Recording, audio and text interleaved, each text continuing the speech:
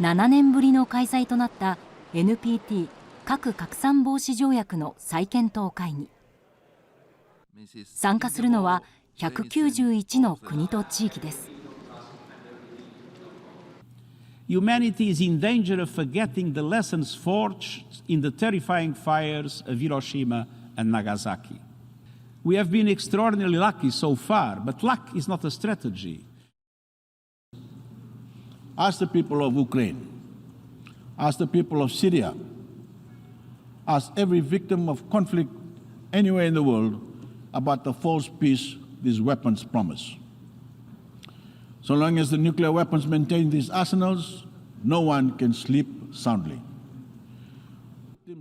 各代表の演説から始まり、ここから4週間かけて核保有国と持たざる国がいかに核拡散を防ぎ、核軍縮を進めるのかを話し合います。ただ、今回の再検討会議はロシアのことを抜きに核兵器を語ることはできません。У нас есть для этого все инструменты, такие, которыми не может сейчас похвастаться никто, а мы хвастаться не будем. Мы будем их использовать. ロシアに対する批判は各国から相次ぎました。There is no place in our world, no place in our world for nuclear deterrence based on coercion, intimidation, or blackmail. We have to stand together in rejecting this. For the first time in history, civilian nuclear facilities have been turned into the military targets and springboards for the Russian army. The world witnessed how nuclear terrorism, sponsored by the nuclear weapon state, is arising in reality. Russia has repeatedly used reckless nuclear rhetoric that is putting at risk everything the NPT has achieved in 5 decades. Now is the time to defend what the generation before us has built. Now is the time to stand strong for a peaceful international order. この日はロシア代表も演説をする予定でした。しかし、なぜかキャンセルに。代わりにプーチン大統領からはこのようなメッセージが出されました。核戦争に勝者は存在せず、決してその戦いはしてはならない。国際社会に平等で不可分な安全保障を支持します。世界は今、核軍縮とは逆方向に進んでいます。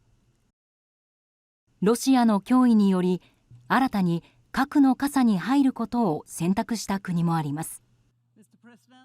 Russia's actions, the continuing expansion and modernization of nuclear arsenals, challenges to well-established norms and principles, the lack of transparency and restraints all give cause for great concern.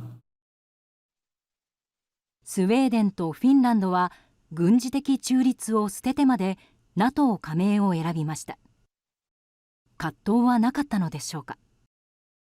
I imagine your country made a very difficult decision to join to NATO. Very short answer would be that it's because of Russia's invasion of Ukraine. But with the Russian invasion of Ukraine, the mood in the public opinion, the decision makers, that changed overnight, and then we decided that it's best for us to seek membership in NATO, just to avoid the situation where Ukraine is today. But now, the nuclear deterrence seems to be more attractive than nuclear disarmament. What is your idea? I don't see this as an opposing means. I think that we should use in a proper ways both disarmament and deterrence in order to promote our security interests. 核兵器禁止条約の締約国会議で議長を務めたオーストリア外務省のクメント軍縮局長。核による抑止を選ぶ国が増えていく今の流れをこのように見ています。Nuclear weapons do not provide security. Nuclear deterrence as a concept cannot be proven. We don't know if it works. And if it works in one situation, we wouldn't know if it works in the next situation. For example, the US, Russia, China, it seems that they don't have any interest about nuclear disarmament. I think the international discussion on nuclear weapons will more and more go into the direction asking the question whether the idea of nuclear deterrence is actually compatible with the idea of nuclear disarmament. Because either you think these weapons are indispensable, then you want to keep them, but then everybody else will want to have them. NPT の再検討会議は参加国や地域が共通の目標を盛り込んだ最終文書を全会一致でまとめられるかが焦点となります。当然、日本も無関係ではありません。岸田総理の演説が始まります。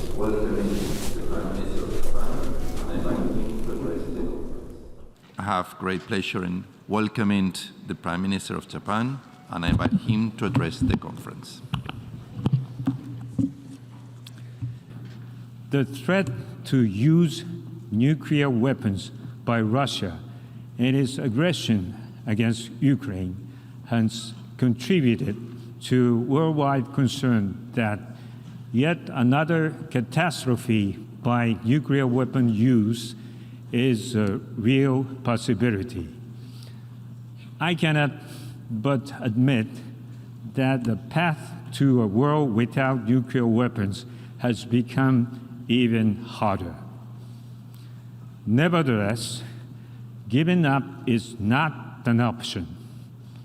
As a Prime Minister from Hiroshima, I believe that we must take every realistic measure towards a world without nuclear weapons, step by step, however difficult the path may be. The very starting point of this endeavor is the NPT, which is rooted. この厳しい安全保障環境というその現実と核のない世界というその理想、それをなんとかそのつなぎ止めるためにアクションを起こすんだという決意を述べていますね。In 2023, Japan will host the G7 summit in Hiroshima. It is my intention to demonstrate our firm commitment from Hiroshima to never repeat the catastrophe of atomic bombings. 岸田総理の演説には多くの人たちが注目をしていました。核軍縮、核廃絶の前線にいる人たちにはどう聞こえたのでしょうか。核兵器禁止条約の採択に貢献し、ノーベル平和賞を受賞したICAN にも話を聞きました。The Japanese Prime Minister Kishida made a speech this morning, and did you hear that? I think it was very important that he came to the NPT. It's a good signal, but then of course we always want more. You want more? We believe that Japan and this, should be in a position to really take bolder steps on nuclear disarmament and really make sure that what's done to Hiroshima and Nagasaki is illegal under international law, and that Japan commits to never do that to anyone else. I think that's very important. 世界には1万3000発の核弾頭が存在しています。For past 77 years, the nuclear weapons are not really used as a weapon, and we must succeed this fact to our next generation. What do you think is needed? Well, I think the lack of use was, first of all, we've been very lucky that we didn't have an accident or mistake or intentional nuclear war. It's not for granted. But then also, what has helped us to prevent use is not just deterrence theory in this balance of power, but also huge movements and stigmatization of nuclear, this threshold that you don't go that way, like you don't do that, that's unacceptable behavior. And what we're seeing now with Russia's threat to use nuclear weapons is that we're seeing this backslide where suddenly we're talking about nuclear weapons use like it's normal. And if governments like Japan don't say, no, that's unacceptable, we might see more countries developing nuclear weapons. And we also are allowing these dictators, these human rights violators to use this. Maybe China will use this in the same way. In Taiwan, for example, maybe North Korea will use it in the same way. So democracies and countries that believe in human rights and protection of civilians will always be vulnerable. If we don't fix this problem now, we might see nuclear war. 岸田総理も参加しまして開かれました NPT 再検討会議。大越さん、さまざまな各国のですね主張を取材してどのような印象を持ちましたか。そうですね、やはりロシアが今回の会議の圧倒的な主役であるということを感じました。そして3カ国の分断というのは開催前から指摘をされていましたけれども、それは想像以上に深刻だというふうに感じました。分断の第一は核保有国同士が全く別の方向を向いているということです。最大の核保有国であるロシアが核兵器の使用をほのめかしているだけではなく、中国の核兵器の実態も一向に透明性が高まる気配がありません。それをアメリカなど西側が厳しく批判するという構造の中では、なかなか合意点を見出すのは難しいのが実態です。一方でその核を持たない国の中でもその立場っていうのは隔たりが大きくなっていますよね。そうですね、まさにその通りだと思います。アメリカの核の傘に守られている日本やこのウクライナ危機をきっかけにして NATO への加盟を決めたスウェーデン、フィンランドといった国々の対応は安全保障の現実的な対応として理解はされても必ずしも全ての国の共感を得ているわけではありません。核兵器禁止条約の締結を主導したオーストリアの高官は先ほどもご紹介しましたように私たちのインタビューに対し、核兵器は安全を保障しない、核兵器の影響はあまりにも大きいと警鐘を鳴らしていました。核兵器を持つ者持たざる者どちらにも立場のその隔たりがある中で、非常にその、再検討会議今後4週間かけて討論と、合意文書を取りまとめる方向を、進んでいくわけですけれども、その前途というのは聞けば聞くほど大越さん厳しくなりそうですね。そうですね、合意が取りまとめられるにしても、今回は核軍縮の工程といった具体的な中身には至らないものと見られています。ただ、この悲惨を極める核戦争は避けたいという思いはロシアを含めて共通しているはずですので、振り返ってみればこの2月のロシアによるウクライナ侵攻以来、世界各国がこれだけ一堂に会して温度差こそあれ一つのテーマに共に向き合うのは初めてと言っていいかもしれません。今回の合意がごく初歩的な内容にとどまったとしてもその意味は小さくないと思います。なぜならば核の問題にとどまらず地球上には温暖化防止や新型コロナのパンデミック対策など、各国が利害を超えて取り組まなければならない問題が山積しているからです。